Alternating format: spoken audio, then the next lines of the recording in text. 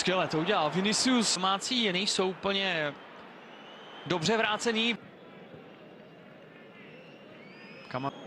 Marcelo. Určitě Chosan bude vzpomínat ještě hodně dlouho. Skvěle to udělal Marcelo. Marcelo je však. Dostal jesličky od Marcela. Velká paráda. Se rozbíhá svoji levou stranu. Zkouší to napřímo. Stále Vinicius. Valverdemu. Asi se mu to možná i povedlo. Ale nic z toho nebylo. Naopak teď svoji ekvilibristiku ukázal Rodrigo. Tam srazil přímo na koleno s protihráčem. Poté to ještě zkoušel a vypadá to, že to asi dál nepůjde.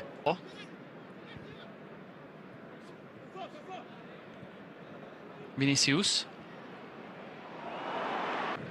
Kroos. Isco. Isco z toho de facto jenom odevzdali balon soupeři. Vinicius. Stále Vinicius. Vinicius.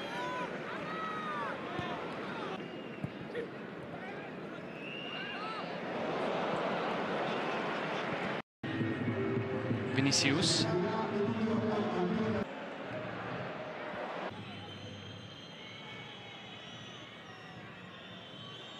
Mochika také začíná kulhat, je